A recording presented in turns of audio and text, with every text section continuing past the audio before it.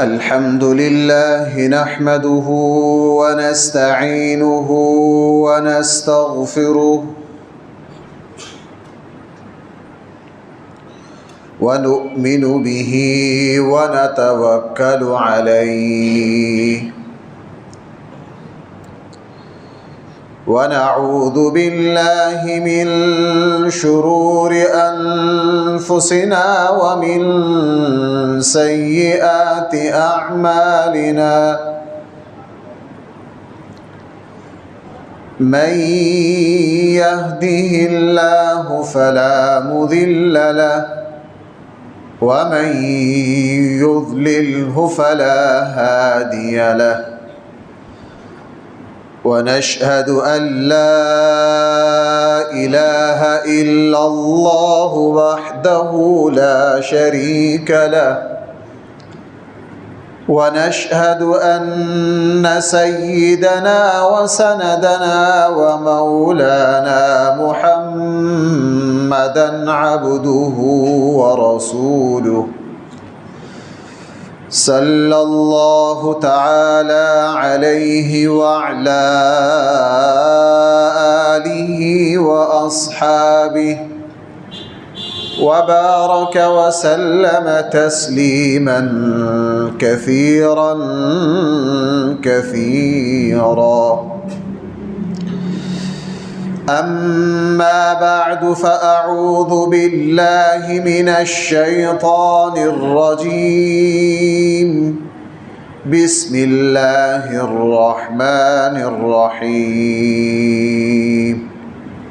وأما من خاف مقام ربه ونهى النفس عن الهوى فإن الجنة هي المأوى. صدق الله مولانا العظيم.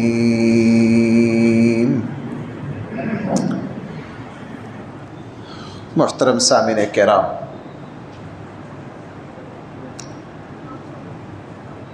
حضرت ابو ذر غفاری اور حضرت معاذ بن جبل رضی اللہ عنہما فرماتے ہیں کہ نبی کریم صلی اللہ علیہ وسلم نے ایک مرتبہ ہمیں خطاب کرتے ہوئے یہ فرمایا کہ تم ہر حال میں جہاں کہیں بھی رہو اللہ سے ڈرتے رہو.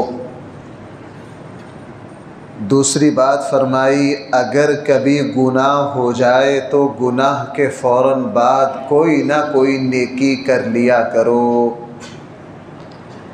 اور تیسری بات فرمائی کہ جب بھی کوئی انسان تم سے ملے لوگوں کے ساتھ اچھے اخلاق سے پیش آیا کرو. یہ تین باتیں ہمیں ہمارے آقا صلی اللہ علیہ وسلم نے فرمائی. نمبر 1، جہاں کہیں بھی رہو اللہ سے ڈرتے رہو. نمبر 2، اگر گناہ ہو جائے تو گناہ کے بعد کیا کر لو بھائی؟ گناہ کے بعد نیکی کر لو، اچھا کام کر لو، اور لوگوں کے ساتھ اچھے اخلاق سے پیش آؤ. یہ تین باتیں فرمائی. سب سے پہلی بات، جہاں کہیں رہو اللہ سے ڈرتے رہو. اللہ سے ڈرنا کیا ہے اور قرآن و سنت میں اس کا اتنا حکم کیوں ہے؟ قرآن کریم میں ابھی اس کا پورا عدد تلاش نہیں کر سکا، جو سرسری نظر ڈالنے سے 150-200 تک تو میں پہنچا. بھائی کہاں تک؟ توجہ رکھیے ذرا. 150-200. اللہ سے ڈریے، اللہ سے ڈریے، اللہ سے ڈریے. ایک ایک سپارے میں ہی 50-50 مرتبہ ہے. ایک ایک سپارے میں ہی کتنی مرتبہ ہے؟ اور یہاں جب کبھی بھی نکاح کا خطبہ ہوتا ہے، اس میں بھی میں یہ توجہ دلاتا ہوں کہ اللہ کے نبی نے نکاح کے خطبہ میں 3 آیتیں پڑھی ہیں، تینوں میں کیا ہے؟ یا ایھا الذین آمنوا اتقوا اللہ، اے ایمان والو کس سے ڈرو؟ اور نبی کریم صلی اللہ علیہ وسلم کا کوئی واعظ، کوئی خطبہ ایسا نہیں ہوتا تھا، نبی کریم صلی اللہ علیہ وسلم کا کوئی واعظ، کوئی خطبہ ایسا نہیں ہوتا تھا جس میں نبی کریم صلی اللہ علیہ وسلم یہ نہ فرماتے ہوں کہ اللہ سے ڈرو۔ کس سے ڈرو؟ حضرت عرباض بن ساریہ رضی اللہ عنہ فرماتے ہیں، ایک مرتبہ نبی کریم صلی اللہ علیہ وسلم نے ہم سے خطاب فرمایا، واعظ فرمایا، اور وہ ایسا درد والا واعظ تھا۔ جب اللہ کے نبی نے واعظ فرما لیا نا تو ہم نے عرض کیا، اللہ کے نبی یہ تو کسی جدا اور رخصت ہونے والے کا واعظ ہے۔ صحابہ اکرام سمجھے کہ شاید اللہ کے نبی دنیا سے، ہم نے عرض کیا اللہ کے نبی یہ تو کسی جدا ہونے والے، کسی رخصت ہونے والے کا واعظ ہے۔ ہمیں یوں لگا کہ شاید اللہ کے نبی سے ہماری جدائی کا وقت آ گیا ہے، چونکہ وہ واعظ ایسا تھا۔ جیسے ہی واعظ فرمایا ہم سب کی آنکھوں سے آنسو جاری ہو گئے، اور جو دل ہیں وہ روحانیت سے بھر گئے۔ ہمیں یوں لگا اللہ کے نبی رخصت ہو رہے ہیں۔ ہم نے عرض بھی کر دیا اللہ کے نبی یہ تو کسی جدا ہونے والے کا واعظ ہے، ہمیں کوئی نصیحت ہی فرما دیجئے، ہمیں کوئی نصیحت ہی فرما دیجئے۔ جب ہم نے یہ عرض کیا تو نبی کریم صلی اللہ علیہ وسلم نے فرمایا، اچھا میں تمہیں نصیحت کرتا ہوں۔ ان میں سے پہلی نصیحت یہی فرمائی، اللہ سے ڈرتے رہنا۔ کس سے ڈرتے رہنا؟ اللہ سے ڈرتے رہنا۔ بھائی ہمارے اسلاف میں یہ جملہ اتنا زیادہ تھا، اتنا زیادہ تھا، اللہ سے ڈرو، اللہ سے ڈرو، یہ اتنا زیادہ تھا، مجھے تو یوں لگتا ہے ان کا وظیفہ اور تسبیح یہ تھی۔ اسی لیے جس وقت سیدنا صدیق اکبر رضی اللہ عنہ نے حضرت عمر کو اپنے بعد خلیفہ بنانے کا فیصلہ کیا تو صحابہ اکرام سے جب مشورہ کیا تو بڑے بڑے صحابہ نے پتہ کیا عرض کیا، یا خلیفۃ رسول اللہ، عمر جیسا کوئی نہیں ہے، بہت با کمال آدمی ہیں، لیکن تھوڑے سے سخت ہیں۔ تھوڑے سے کیا ہیں؟ سخت ہیں۔ سب نے یہ کہا کہ اس میں کوئی خامی نہیں ہے، آپ کے بعد اس جیسا با کمال کوئی نہیں ہے، لیکن غصے والے ہیں، مزاج کیا ہے؟ سخت ہے۔ حضرت ابو بکر رضی اللہ عنہ نے ساتھ یہ فرماتے کہ مجھے امید ہے میرے بعد اس کا غصہ نرمی میں بدل جائے گا۔ اور جب حضرت عمر رضی اللہ عنہ کو خلافت کی ذمہ داریوں کی تحریر لکھوائی، ان میں وصیت کی، عمر میں تمہیں اللہ سے ڈرنے کی نصیحت کرتا ہوں۔ میں تمہیں کس سے ڈرنے کی نصیحت کرتا ہوں؟ چونکہ اللہ کا ڈر ایسا تربیت کرنے والا پیر اور مرشد ہے، اللہ کا ڈر ایسا استاد ہے، اللہ کا جو ڈر ہے وہ اندر سے انسان کو ایسا تبدیل کرتا ہے، ایسا تبدیل کرتا ہے۔ میں حضرت عمر بن عبدالعزیز کو کون نہیں جانتا بھائی؟ حضرت عمر بن عبدالعزیز سے پہلے جو 2-3 خلفاء ہوئے، اگرچہ انہوں نے بڑے بڑے اسلام کے کارنامے کیے لیکن ذاتی زندگی میں عیاشی پر تھے، اسراف، فضول خرچی۔ حضرت عمر بن عبدالعزیز سے پہلے سلمان بن عبد الملک، ولید بن عبد الملک، عبد الملک بن مروان، اگرچہ انہوں نے اسلام کی بھی بڑی خدمت کی لیکن ذاتی زندگی میں کیا تھے؟ فضول خرچی، اسراف، بادشاہوں والی رنگ ڈھنگ سارا تھا ان میں۔ حضرت عمر بن عبدالعزیز رحمہ اللہ جب خلیفہ بنے تو سارا رنگ ڈھنگ بدل دیا۔ جس وقت خلافت کا حلف اٹھایا اور اپنا پالیسی بیان دیا مسجد میں، اور جب مسجد سے نکلنے لگے تو پہلے خلیفہ کی وہ سواریاں جو سفید گھوڑے، ان پر ریشمی پلان اور بڑا جو ان کا اعزاز اور پروٹوکول کا جو دستہ تھا سارا آ گیا۔ حضرت عمر بن عبدالعزیز نے فرمایا یہ کیا؟ کہا جی بادشاہ کا اعزاز۔ کہا نا بھائی، میرا جو پہلے والا خچر ہے وہی لاؤ، ہم تو اسی پر جائیں گے، ہم تو کیا کریں گے؟ اسی پر جائیں گے۔ فرمایا نہیں، غلط ہے یہ بات۔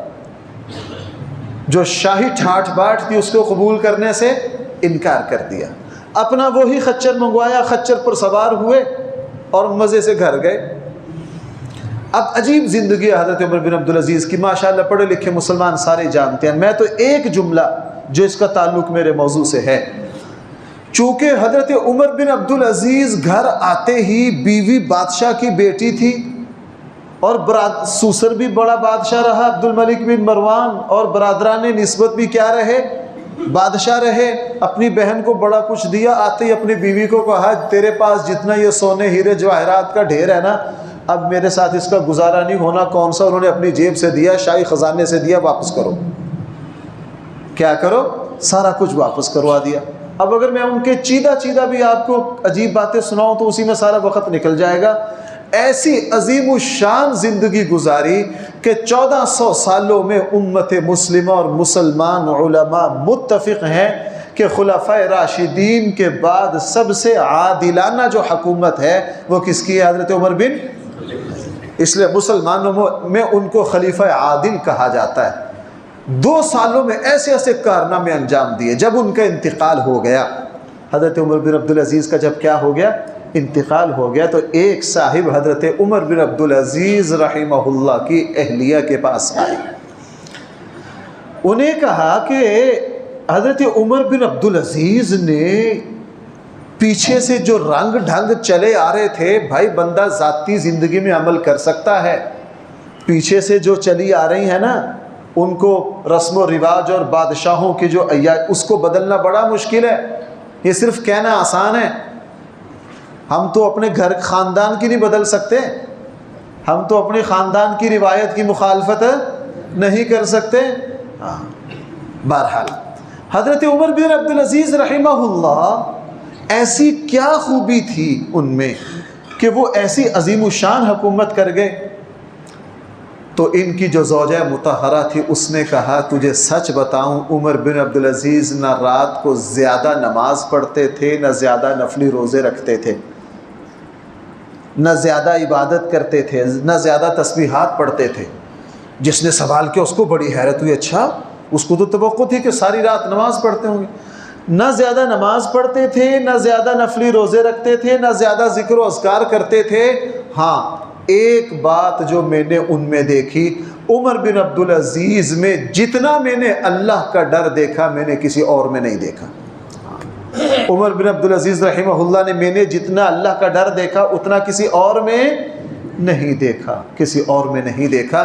تو یہی اللہ کا ڈر تھا جو حضرت عمر رضی اللہ عنہ کو اور حضرت عمر بن عبدالعزیز رحمہ اللہ کو کہاں سے کہاں پہنچا گیا۔ اس لیے ہمارے اسلاف جب بھی کسی کو نصیحت کرنی ہوتی تو بھائی میں نے اس میں جہاں بھی دیکھا ہے سب سے پہلی نصیحت یہ ہے کہ بھائی کس سے ڈرو؟ اللہ سے ڈرو۔ اس لیے قرآن بار بار کہہ رہا ہے یا ایھا الذین آمنوا اتقوا اللہ، اے ایمان والو اللہ سے ڈرو، اللہ سے ڈرو، اللہ سے ڈرو۔ فاتقوا اللہ ما استطعتم ولمن خاف مقام ربہ جنتان واما من خاف مقام ربہ۔ قرآن بار بار کہہ رہا ہے، چونکہ نبی کریم صلی اللہ علیہ وسلم کا ایک ارشاد ہے، فرمایا کہ اللہ کا خوف جو ہے ان التقوی ملاق الحسنات، یہ جو اللہ کا ڈر ہے یہ ساری نیکیوں کی چابی ہے، یہ ساری نیکیوں کی کیا ہے؟ اس لیے نبی کریم صلی اللہ علیہ وسلم نے فرمایا تو کہیں بھی رہے تو اللہ سے ڈرتے رہنا۔ اور بھائی اللہ کا ڈر ہے کیا؟ بندہ جب بھی کوئی گناہ کرے، اللہ کی پکڑ، اللہ کا عذاب، اللہ کی ناراضگی، اس گناہ پر جو کچھ اللہ تعالیٰ نے فرمایا ہے اس کو سن کے ڈر جائے، اس کو سن کے کیا؟ بریک لگا لے۔ اللہ کا ڈر اتنا ہو جو اس بندہ اور گناہ کے درمیان حائل ہو جائے۔ بھائی جو اس گناہ اور بندہ کے درمیان کیا ہو جائے؟ حائل ہو جائے۔ نبی کریم صلی اللہ علیہ وسلم نے فرمایا جو لوگ شراب پیتے ہیں کل میدان محشر میں آئیں گے، ان کے منہ کے اندر سے ایسی بدبودار رالیں ٹپک رہی ہوں گی کہ میدان محشر والے ان کے تعفن سے پناہ مانگیں گے۔ ان کے تعفن سے کیا مانگیں گے؟ اب اللہ نہ کرے حدیث میں ہے کہ کسی مسلمان سے اس کی توقع نہیں کہ وہ شراب پی سکتا ہے، کسی مسلمان سے۔ اور حدیث میں اللہ کے نبی نے فرمایا کہ جب کوئی شخص شراب پیتا ہے وہ اس وقت مومن نہیں رہتا، حدیث میں ہے۔ اب اگر کسی کو کوئی اس گناہ تک اپنی شامت اعمال سے پہنچ گیا، شراب پینے کا موقع ہے، ماحول ہے، کوئی رکاوٹ ہے نہیں ہے، سارے ہم مسلک و مشرب میں ماحول ایسا ہے، لیکن یہ ڈر گیا کہ یار آج جمعے میں اس طرح کی حدیث سنی تھی، فلاں عالم سے اس طرح کی حدیث سنی تھی، شراب حرام ہے، بس یہ ڈر گیا۔ یہ جو ڈر ہے بھائیو، بس یہ بندہ کل قیامت والے دن اللہ کے ڈرنے والوں میں شمار ہوگا۔ قرآن نے ویسے نہیں کہہ دیا وَلِمَنْ خَافَ مَقَامَ رَبِّهِ جَنَّتَانِ، جو اپنے اللہ کے سامنے کی حاضری سے ڈر گیا اس کے لیے کتنی جنتیں۔ آپ سورہ رحمان کا 3 رکوع کا مطالعہ کر کے دیکھیے، اللہ سے ڈرنے والوں کے لیے قرآن نے جنت کے کون سے مناظر بیان کیے۔ اس لیے بھائیو پہلی بات حضور نے یہ فرمائی، اپنے اندر اللہ کا کیا پیدا کرو؟ ڈر پیدا کرو۔ جو جتنا طاقتور ہے، جس کے پاس جتنا دائرہ اختیار ہے، اس لیے امام غزالی رحمہ اللہ نے لکھا ہے سب سے زیادہ اللہ کے ڈر کی ضرورت بادشاہوں کو ہے۔ کس کو ہے؟ بادشاہوں کو، چونکہ طاقتور کو کمزور پر ظلم کرنے سے باہر کی کوئی چیز نہیں روک سکتی، اللہ کا ڈر روکے گا۔ کیا روکے گا؟ اللہ کا ڈر روکے گا۔ اس لیے پہلی بات تو یہ کہ اپنے اندر اللہ کا خوف رکھنا، یہ دیکھنا کہ آیا گناہ کرنے سے پہلے کوئی میرے ہاتھ کانپتے ہیں یا نہیں، کوئی میری ٹانگیں کانپتی ہے یا نہیں، وہ میرے کان پر کوئی جوں رینگتی ہے یا نہیں، میرے جسم پر کوئی کپ کپی آتی ہے یا نہیں۔ اگر یہ کیفیت حاصل ہے تو بھائی میں آپ کو سچ بات عرض کروں تو ہمارے پاس ایمان کی بہت بڑی کیفیت مجھے اور آپ کو حاصل ہے۔ دوسری بات فرمائی، اگر تجھ سے گناہ ہو جائے تو تو کیا کر؟ نیکی کر لے۔ دوسری بات یہ ارشاد فرمائی، اگر تجھ سے گناہ ہو جائے تو تو کیا کر لے؟ نیکی کر لے۔ یہاں آپ کو بھائی میں ایک بڑی امید والی ایک بات عرض کروں، میری اس طرف توجہ کم گئی زندگی میں، کئی سال پہلے جب اس کی طرف توجہ گئی نا تو مجھے تو بھائی بڑی امید بنی دل میں آپ سے بھی عرض کرتا ہوں، یہ بڑی امید والی بات ہے۔ حضور نے فرمایا اگر کوئی گناہ ہو جائے تو فوراً کیا کر لے؟ نیکی کر لے۔ چونکہ نیکیاں جو ہیں یہ خود بہت سارے گناہوں کو مٹا دیتی ہیں۔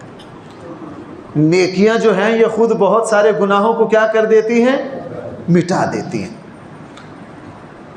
یعنی نیکی کا بعض دفعہ بھائی ہوتا ہے نا، ایک پھل کھاتے ہیں اس کے کئی فائدے ہوتے ہیں، اس کے کیا ہوتے ہیں؟ کئی آج کل بتاتے ہیں کہ جی دودھ کے اندر فلاں کون سے وٹامن ہیں، یہ کون سی طاقت ہے جی، یہ معدے کو بھی ٹھیک کرتا ہے جی، نظر کو بھی ہے جی، اس میں فلاں بھی ہے۔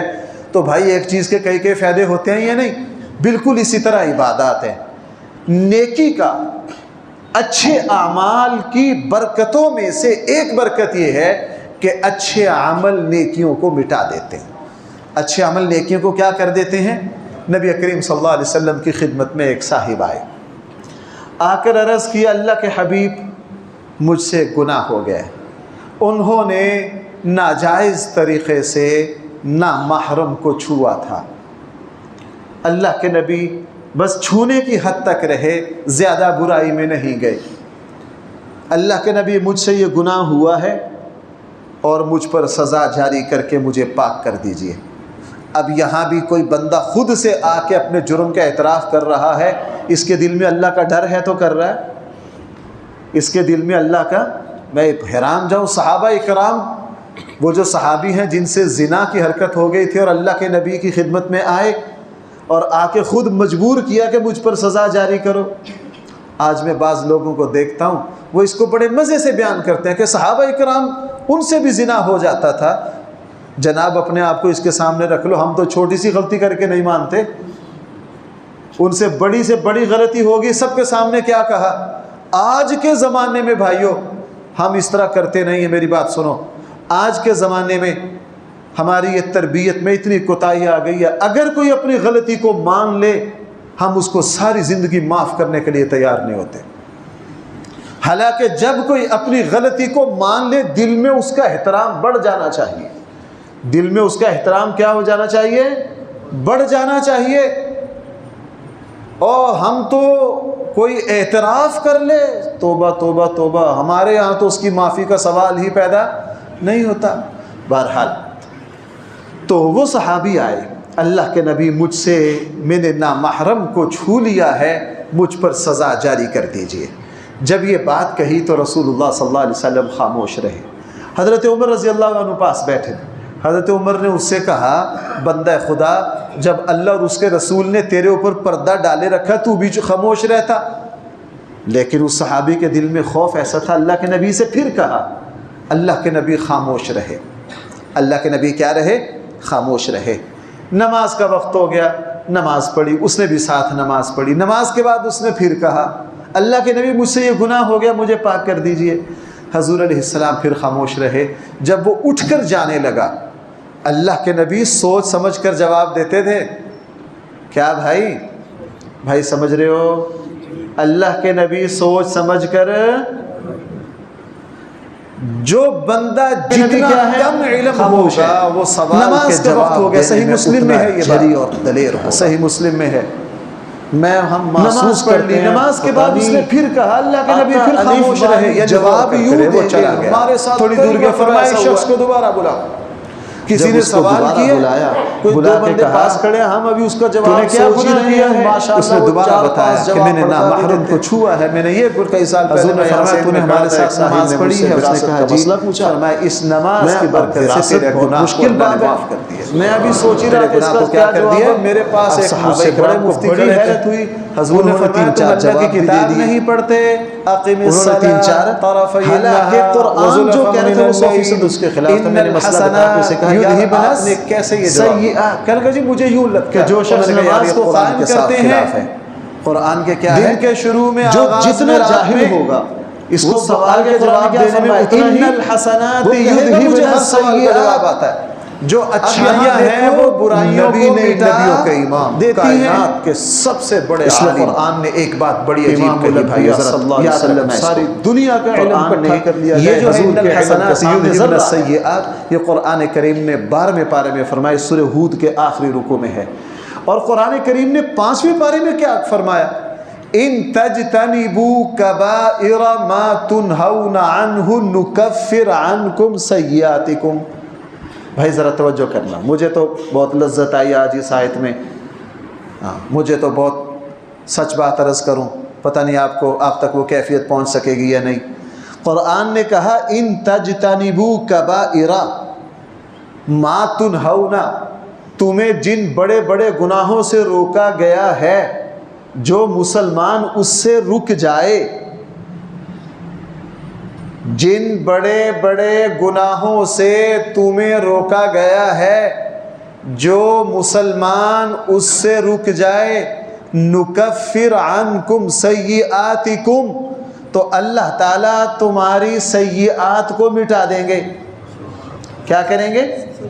اب حیران کن بات یہ ہے کہ جو مسلمان بڑے بڑے گناہوں سے بچ جائے، بچنے کی کوشش کرے، یہ بچ جانا ہی ایک طرح کی توبہ ہے۔ یہ بچنے کی کوشش کرنا یہ ایک ایسا عمل ہے جو مسلمان بڑے بڑے گناہوں سے بچے گا، چھوٹے موٹے گناہوں کو اللہ تعالیٰ اس بچنے کی وجہ سے خود بخود معاف کر دیں گے، خود بخود کیا کر دیں گے۔ اس لیے نبی کریم صلی اللہ علیہ وسلم نے فرمایا اگر تجھ سے گناہ ہو جائے تو اس کے بعد کیا کر لے، نیک عمل، چونکہ نیک، اس لیے بھائیو یہ میری نماز جمعہ بذات خود ایک توبہ کی شکل ہے۔ صحیح مسلم میں ہے، نبی کریم صلی اللہ علیہ وسلم نے فرمایا جو مسلمان ایک جمعے کی نماز پڑھتا ہے، جمعے کی نماز پڑھنے اور پچھلے جمعے اور اس جمعے کے درمیان جتنے گناہ کرتا ہے اللہ تعالیٰ ان کو مٹا دیتے ہیں۔ اللہ تعالیٰ ان کو کیا کر دیتے ہیں؟ تو یہ جمعے کی نماز نیک عمل الگ ہے اور گناہوں کے مٹنے کا ذریعہ الگ ہے۔ نبی کریم صلی اللہ علیہ وسلم نے فرمایا، یہ بھی صحیح مسلم میں ہے، ہمارے آقا صلی اللہ علیہ وسلم نے فرمایا جو مسلمان ایک عمرے کے بعد دوسرا عمرہ کرے گا، دوسرے عمرہ کرتے وقت دوسرے اور پہلے عمرے کے درمیان جتنے گناہ ہوں گے اللہ ان کو کیا کر دیں گے؟ معاف کر دیں گے۔ اب عمرہ نیک عمل ہے، نیکی کا اجر ابھی باقی پڑا ہے، اللہ جل جلالہ اس نیک عمل سے اس کے گناہوں کو بھی بھائی کیا کر رہے ہیں۔ اور نبی آپ رمضان آ رہا ہے، علماء سے یہ حدیث سنیں گے، یہ بھی صحیح مسلم میں ہے۔ نبی کریم صلی اللہ علیہ وسلم نے فرمایا جب مسلمان رمضان کا روزہ رکھتا ہے تو اللہ تعالیٰ رمضان کے روزہ رکھنے کی برکت سے اس رمضان سے لے کر اور پچھلے رمضان کے درمیان تک جتنے گناہ ہیں ان سب کو اللہ کیا کر دیتے ہیں؟ معاف کر دیتے ہیں۔ اب رمضان کا روزہ ایک نیکی ہے، اس پر سارے اجر و ثواب کے ساتھ ساتھ گناہ بھی مٹ رہے ہیں، ساتھ ساتھ بھی کیا ہو رہا ہے؟ گناہ بھی۔ نسائی شریف کی حدیث ہے، میں تو صرف یہ حدیثیں سنی ہوئی ہیں لیکن میں جس چیز پر استدلال کر رہا ہوں شاید پہلے آپ کی توجہ اس طرف نہ گئی ہو۔ حدیثیں مشہور ہیں لیکن جو میں استدلال کرنا چاہ رہا ہوں آپ توجہ اس طرف رکھیے۔ ایک حدیث آپ نے بہت سنی ہے، نسائی کی حدیث ہے، صحیح حدیث ہے، نسائی شریف میں ہے۔ نبی کریم صلی اللہ علیہ وسلم نے فرمایا جو میرے اوپر ایک مرتبہ درود پڑے گا، آگے تو اب بھائی آتا ہی ہے نا سب کو، من صلی علی واحدا، جو مجھ پر ایک مرتبہ درود پڑے گا اس کے 10 درجات بلند ہوں گے، 10 نیکیاں ملیں گی، آگے کیا ہے؟ 10 گناہ معاف ہوں گے۔ اب درود پڑھتے ہوئے کبھی ہماری توجہ نہیں جاتی، بھائی درود گناہوں کو مٹاتا بھی ہے، درود گناہوں کو کیا کرتا ہے؟ اجر و ثواب برکتیں فضیلتیں تو الگ رہی، لیکن فرمایا جو میرے اوپر ایک مرتبہ درود پڑے گا اس کے کتنے گناہ مٹیں گے؟ 10 گناہ مٹیں گے۔ نبی کریم صلی اللہ علیہ وسلم نے، صحیح بخاری کی وہ حدیث ہے، صحیح بخاری میں ہے، آپ علیہ السلام نے فرمایا لوگو جس مسلمان کے گھر کے سامنے نہر ہو، یہ مثال اللہ کے نبی نے عربوں کی نفسیات کے مطابق دی، چونکہ اللہ کے نبی جس طرح نبوت کے سب سے بڑے عالم ہیں، نفسیات کے بھی سب سے بڑے۔ کبھی موقع آیا تو میں اس موضوع پر کچھ باتیں عرض کروں گا کہ اللہ کے نبی نے فلاں موقع پر انسان کی نفسیات کے مطابق کس طرح علاج کیا، اس لیے اللہ کے نبی نے جو اکثر مثالیں دی ہیں وہ عربوں کے مزاج کے مطابق دی ہیں۔ کس کے مزاج کے مطابق دی ہیں؟ عربوں کے یہاں نہر کا تصور ہی نہیں۔ ایک عرب شاعر اپنی نہروں کی اتنی تعریف کرتا ہے، مجھے جب اللہ وہاں لے گیا دیکھا اور میں نے کہا یار یہ جس نہر کی تعریف پر اس نے 100 صفحے لکھ دیے، اس طرح کے تو ہمارے ڈسکا کے نالے اور کھال ہوں گے۔ عربوں کے یہاں تصور ہی نہیں تھا پانی کا، ان کے یہاں کوئی چھوٹی موٹی نہر ہو تو وہ تو قربان جاتے ہیں اس پر، چونکہ وہ تو میدانی اور صحرائی لوگ ہیں۔ بہرحال حضور نے فرمایا جس آدمی کے گھر کے سامنے نہر ہو وہ دن میں 5 مرتبہ غسل کرے، تو صحابہ اکرام سے پوچھا کیا اس کے جسم پر میل کچیل رہ سکتی ہے؟ سارے صحابہ نے عرض کیا اللہ کے نبی میل کچیل رہنے کا سوال ہی پیدا۔ تو آگے اللہ کے نبی نے کیا فرمایا لوگوں یہی مثال ہے 5 نمازوں کی، جو 5 نمازیں پڑھے گا اس کا کوئی گناہ باقی نہیں رہے گا، ہر نماز اس کے گناہ کو کیا کر دے گی۔ اب یہاں 5 نمازوں کا پڑھنا کس کو مٹا رہا ہے؟ گناہوں کو مٹا رہا ہے۔ صحیح مسلم میں ہے، نبی کریم صلی اللہ علیہ وسلم نے ارشاد فرمایا جو مسلمان گھر سے وضو کرے، اچھی طرح کرے، اطمینان سے مسجد میں آئے، نماز کے لیے آئے، نماز با جماعت پڑھے، اللہ کے نبی نے کیا فرمایا ہر قدم پر اس کا ایک ایک گناہ مٹا دیا جائے گا۔ اب یہاں نیک عمل گناہ کو مٹا رہا ہے کہ نہیں؟ بھائی کتنی دلیلیں ہو گئی، نیک عمل یہاں گناہ کو کیا کر رہا ہے؟ تو اللہ کے نبی نے حضرت معاذ بن جبل اور ابو ذر فرماتے ہیں کیا فرمایا تھا، اگر تجھ سے گناہ ہو جائے تو فوراً کیا کر لے؟ نیکی کر لے، وہ نیکی تیرے گناہ کو مٹا دے گی۔ اور نبی کریم صلی اللہ علیہ وسلم نے فرمایا جو مسلمان اچھی طرح وضو کرتا ہے، بلکہ صحیح مسلم کی روایت میں یہ ہے جب وہ اچھی طرح وضو کرتا ہے اس کے جسم کے وضو والے سارے اعضاء کے گناہ اللہ مٹا دیتے ہیں۔ میں نماز سے پہلے مسلم شریف کی حدیث دیکھ رہا تھا، اس میں تو یہ بھی ہے جو اچھی طرح وضو کرتا ہے اگر ناخون کے نیچے بھی پانی پہنچ جائے گا تو ناخون کے نیچے والے گناہوں کو بھی اللہ مٹا دیں گے۔ اللہ کیا کر دیں گے؟ مٹا دیں گے۔ تو اس لیے بھائیو، یہ جو میں نے اتنی باتیں، اتنی حدیث سے دلیلیں آپ سے عرض کی، نیک عمل بذات خود توبہ کی ایک شکل ہے۔ نیک عمل بذات خود کیا ہے؟ توبہ کی ایک شرط یہ ہے کہ نیک عمل نیک ہو۔ گناہ، جو مسلمان گناہ بھی کر رہا ہے، وہ اچھی طرح نماز بھی پڑھتا ہے، ہم اس کو تانا دیتے ہیں، جو تو نمازہ پڑھنا ہے۔ کیوں بھائی ہمارے ہاں تانا دیتے ہیں کہ نہیں؟ میں انشاءاللہ نا، مجھے اس پر بڑی تکلیف ہوتی ہے، بہت سی باتیں یہاں کے سیکولر اور بے دینوں نے پھیلائی ہیں، لیکن ہم مسلمان بھی ان کو چلتا کرتے ہیں۔ بے دین بیزار لوگ کسی مسلمان میں خامی دیکھتے ہیں، اس کو نیکی کے ذریعے تانا دیتے ہیں۔ بھائی سنو میری بات، سارے متوجہ ہو جاؤ میری طرف، میں کیا کہہ رہا ہوں۔ ہم سوشل میڈیا پر دیکھتے ہیں، میں نیک لوگوں کو دیکھتا ہوں، متقی 5 وقت کے نمازیوں کو دیکھتا ہوں۔ بے دین لوگوں کا طریقہ واردات یہ ہے، وہ نیک لوگوں کو جب تانا دیتے ہیں کس کے ذریعے دیتے ہیں؟ نیکی کے ذریعے، تاکہ لوگوں کے دلوں میں کہ حج پہ حج بھی کیے جا رہے ہو، عمرے پر عمرے بھی کیے جا رہے ہو، بہنوں کی وراثت بھی کھا رہے ہو۔ یہ جملہ چلتا ہے کہ نہیں؟ تو بھائی بہنوں کی وراثت صرف حج پر حج یا عمرہ پر عمرہ کرنے والے کھا رہے ہیں، دوسرے نہیں کھا رہے۔ کبھی بھی برائی کی طرف نہیں آئیں گے کہ ماشاءاللہ ڈگریاں کی ڈگریاں بھی لے رہے ہو، فلاں گناہ بھی کر رہے ہو، نہ نہ نہ، اس طرف نہیں آئیں گے، چونکہ ان کو دین سے، اور یہ قادیانیوں کا طریقہ واردات بھی ہے۔ بھائی میری بات سمجھ پا رہے ہیں؟ نیکی کی وجہ سے کبھی کسی کو تانا نہ دو۔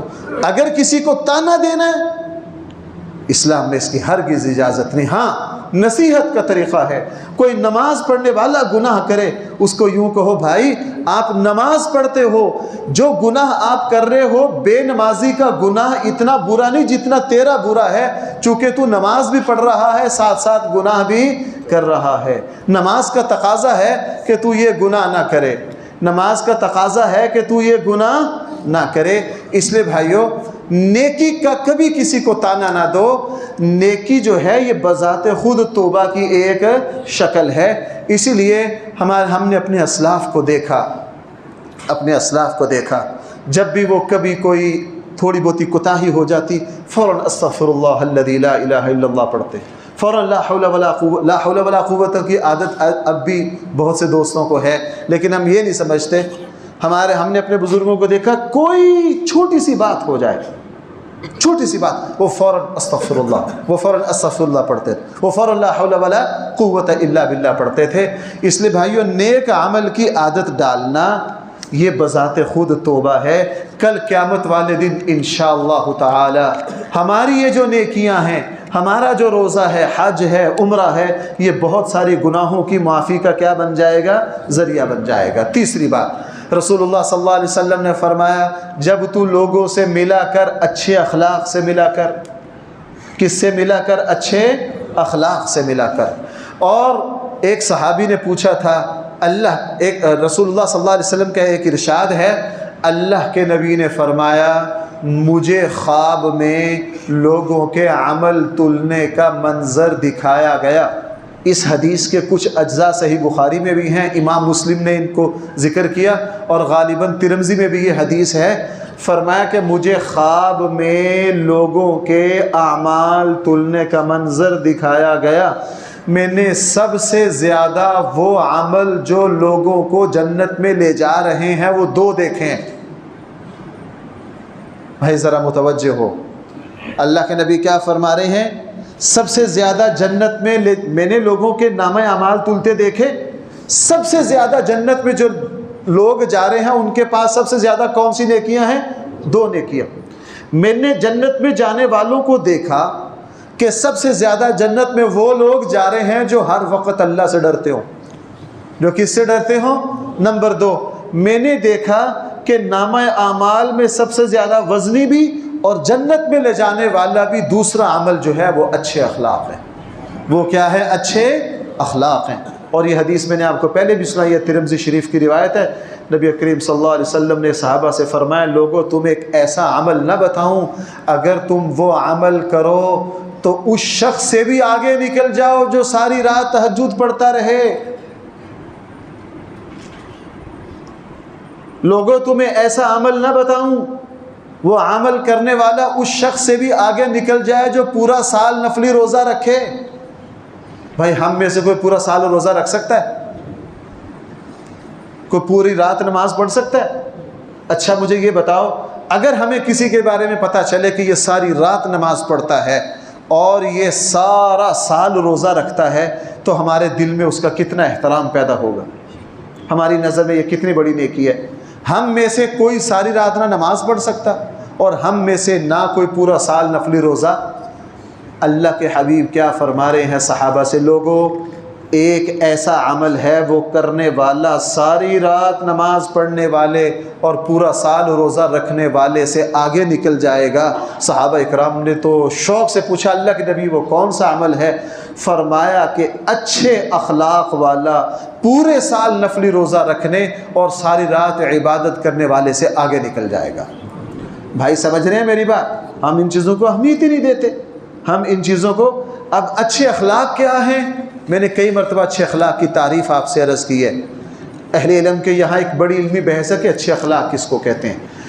میں جس کو صحیح سمجھ پایا ہوں یا میرے دل کو جو تعریف لگتی ہے، تعریفیں اس کی 10-12 کی گئی ہیں اچھے اخلاق کے، لیکن میرے دل کو جو لگتی ہے وہ یہ ہے کہ اچھے اخلاق اسے کہا جاتا ہے جب بھی کسی بندے کا ہم سے کوئی واسطہ پڑے، ہم اس کے ساتھ جو ڈیلنگ کریں وہ اسلام کے مطابق کریں۔ بھائی اخلاق کی تعریف یاد کریں گے؟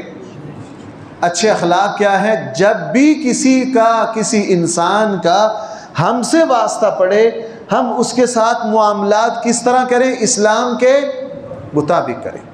اس تعریف کے مطابق اگر کوئی شاگرد غلطی کر رہا ہے، استاد کا اس شاگرد کو ٹوکنا اچھے اخلاق ہیں یا نہیں؟ بھائی آپ پھر تھک جاتے ہو یار، ذرا توجہ کرو میری طرف۔ اچھے اخلاق ہیں، میں زور لگا لیتا ہوں، آپ مزے سے بیٹھے رہتے ہو یار، ذرا متوجہ ہو۔ اس اعتبار سے اگر ایک استاد اس کے شاگرد غلط کر رہے ہیں، وہ استاد نہیں ٹوکتا، ہم کہتے ہیں یار ساڈا استاد بڑا چنگا ہے۔ یہ استاد چنگا ہے کہ برا ہے؟ یہ برا ہے، اس کے پاس حضور والے اخلاق نہیں ہیں۔ اللہ کے نبی کے سامنے جس نے غلط کام کیا، اللہ کے نبی نے کہا چلو کوئی گل نہیں، کبھی کہا ایسے؟ اللہ کے نبی نے ٹوکا، یہ غلط ہے۔ اس لیے شاگردوں کو غلطی پر ٹوکنا اچھے اخلاق، اور نہ ٹوکنا بد اخلاقی ہے۔ نہ ٹوکنا کیا ہے؟ اچھا اب آ جائیے ماں باپ پر۔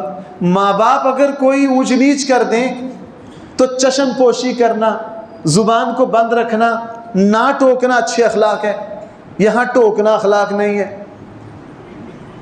یہاں ٹوکنا اخلاق، ایک بندہ کسی کی غیبت کر رہا اس کو چپ کروانا اچھے اخلاق ہے۔ لوگ کہیں گے یہ بڑا بدتمیز آدمی ہے، یہ کیا ہے؟ بڑا بدتمیز آدمی ہے۔ تو بھائی اچھے اخلاق کی تعریف یہ ہے کہ جب ہم سے کسی کو کوئی واسطہ پڑے، ہم کسی سے کوئی معاملہ کریں تو کس طرح کریں؟ اسلام کے مطابق کریں۔ یہ اچھے اخلاق ہیں، یہ اچھے اخلاق ہے۔ کسی کا اس کو جتنا مرضی چاہو پھیلا لو، اس کی ہزاروں مثالیں لے لو۔ ہماری دکان پر کوئی سامان لینے آئے، ہم اس کے ساتھ شریعت کے مطابق معاملہ کریں تو ہمارے اخلاق اچھے ہیں۔ اگر ہم اس کے ساتھ یہ نہیں، ماشاءاللہ جب کوئی دکان پر آیا بڑی اچھی طرح ملے، پانی پلایا، سارا کچھ کیا، اور وہ جو چیز تھی 4 گنا بڑھا کر ریٹ لگا دیا، کہا جی میں اخلاق سے پیش آتا ہوں، میں نے تو یہ کوئی اخلاق نہیں ہے۔ دیانتداری سے چیز دینا اچھے اخلاق ہے۔ دیانتداری سے اچھی چیز دینا کیا ہے؟ تو بھائی تیسری بات یہ فرمائی، تو لوگوں کے ساتھ کس طرح پیش آیا کر؟ اچھے اخلاق سے۔ اور بھائی اس وقت ہمارے یہاں جو اچھے اخلاق ہیں، سچ بات یہ ہے ہم ان کو اچھے اخلاق نہیں کہہ سکتے۔ میں جب اچھے اخلاق کی تفصیلات پڑھتا ہوں نا تو مجھے خود بڑی شرمندگی ہوتی ہے، میں آپ کو سچ بتا رہا ہوں۔ ان باتوں کو بیان کرنے کو جی، چونکہ جب ان پر محاسبہ کرتے ہیں تو ہمیں تو ہوا نہیں لگی بھائی، میں تو خود بڑا شرمندہ ہوتا ہوں، آپ سارے میرے لیے دعا کرو اللہ میرے اخلاق کو ٹھیک کر دے۔ بھائی آمین تو کہہ دو، میرے لیے دعا کرتے ہوئے کون سا آپ کا کچھ اچھے اخلاق ہونا، اچھے اخلاق۔ اب ہم جو اچھے اخلاق سے پیش آتے ہیں نا وہ دو وجہ سے آتے ہیں، وہ اچھے اخلاق نہیں ہیں۔ ہم جہاں آج کل اچھے اخلاق سے پیش آتے ہیں یا ہمارا کوئی مفاد وابستہ ہوتا ہے، ہمارا کیا اس سے مفاد وابستہ ہوتا ہے۔ ہم جو اچھے اخلاق سے پیش آ رہے ہوتے ہیں اپنے مفادات سے۔ دکاندار دکان پر چڑھو بہت اچھا، اگر اس سے سودا نہ بنے یا اس کے پاس وہ چیز نہ ہو، آپ اس سے پوچھیے یہ کہاں سے ملے گی، اسی وقت کہے گا بول سا پتہ کر لو گے کسی دکان پہ۔ ابھی بہت اچھا تھا، 1 منٹ میں کیا ہو گیا۔ ہمارے جتنے بھی ہمارے یہاں اچھے اخلاق ہو رہے ہیں ان کے پیچھے مفادات ہیں۔ نمبر 2، ہم جو اچھے اخلاق سے پیش آتے ہیں دوسری غرض ہماری یہ ہوتی ہے کہ لوگ ہمیں اچھا سمجھیں، میری معاشرے میں ایک ہر دل عزیزی مجھے حاصل ہو جائے، میری شخصیت کا اچھا تاثر پڑے۔ اپنے یہ بھی ایک تکبر کی قسم ہے، یہ بھی ایک کیا ہے تکبر کی، ہاں دوسروں کے ساتھ اچھائی سے پیش آنا اس وجہ سے کہ یہ میرے دین کا حکم ہے، میری ڈیوٹی ہے، میرے دین کا حکم ہے، کیا ہے میری ڈیوٹی ہے۔ اس طرح کے اخلاق اب بہت تھوڑے رہ گئے ہیں بھائیوں۔ نبی کریم صلی اللہ علیہ وسلم نے ویسے نہیں فرمایا کہ کل قیامت والے دن سب سے وزنی عمل اچھے اخلاق ہیں، اور جنت میں لے جانے والا سب سے زیادہ جو عمل ہے وہ اللہ سے ڈرنا، اور بھائی کیا ہیں اچھے۔ ہمارے آقا صلی اللہ علیہ وسلم سے جس بعض صحابی ایسے ہیں ان کا اللہ کے نبی سے صرف 1 دفعہ ملاقات ہوئی ہے۔ بھائی کتنی مرتبہ ملاقات ہوئی ہے؟ دوبارہ نہیں اللہ کے نبی کی خدمت میں آ سکے۔ صحابہ اکرام کی بہت بڑی وہ تعداد ہے جو صرف حجۃ الوداع پر اللہ کے نبی کو دیکھا، لیکن بعد میں جب اللہ کے نبی کا ذکر آتا رو پڑتے، آنکھوں سے آنسو جاری ہو جاتے، آنکھوں سے آنسو جاری ہو جاتے، روتے روتے بتاتے اللہ کے نبی کے اخلاق اتنے بلند تھے۔ جس شخص کا واسطہ پڑا نبی کریم صلی اللہ علیہ وسلم، وہ آپ کے اخلاق سے اتنا متاثر ہوا۔ اس لیے میرے بھائیوں 3 باتیں آج میں نے بیان کی ہیں۔ نمبر 1، اب آپ نے سنانا بھائی، ہر حال میں اللہ سے ڈرنا۔ نمبر 2، اگر گناہ ہو جائے، اسی لیے صلاۃ التوبہ ایک نماز ہے، اگر گناہ ہو جائے تو 2 نفل پڑھ کے کیا کرو، وہ توبہ ہی کی ایک شکل ہے۔ اگر کبھی گناہ ہو جائے، اور علماء نے یہاں ایک بات لکھی ہے، جو بندہ گناہ کے بعد نیکی کر لیتا ہے نا، آپ 2-4 دن ایسا کر کے دیکھیے، انشاءاللہ یہ نیکی اس گناہ سے روک دے گی، یہ نیکی کیا کر دے گی، اس گناہ سے۔ اور تیسری بات فرمائی، لوگوں کے ساتھ کس کے ساتھ پیش آ۔ میں نے اچھے اخلاق کی تعریف بھی کی ہے، اور اس وقت ہم جتنا لوگوں کے ساتھ اچھے اخلاق سے پیش آ رہے ہیں وہ 2 وجہ سے، یا ہمارا کوئی مفاد وابستہ ہے یا صرف اپنی شخصیت کو اجاگر کرنا ہے، یہ کوئی اچھے اخلاق نہیں ہے۔ اپنا ذاتی کوئی مفاد نہ ہو، صرف اللہ اور اس کے رسول کے حکم کو سمجھ کر، یہ کہ اللہ نے میرے اوپر یہ فریضہ عائد کیا ہے دوسروں کے ساتھ اچھا معاملہ کرنا، یہ اللہ کو اتنا پسند ہے، یہ اچھے اخلاق والا پورے سال روزہ رکھنے والے سے آگے ہوگا، ساری رات نماز پڑھنے والے سے آگے ہوگا۔ اور اسی کے بارے میں اللہ کے نبی نے فرمایا کہ میں نے جب لوگوں کے عمل تلتے دیکھے تو میں نے عملوں میں سب سے زیادہ جو وزنی عمل دیکھا وہ اچھے اخلاق تھے۔ اللہ تعالی ہم سب کو صحیح فہم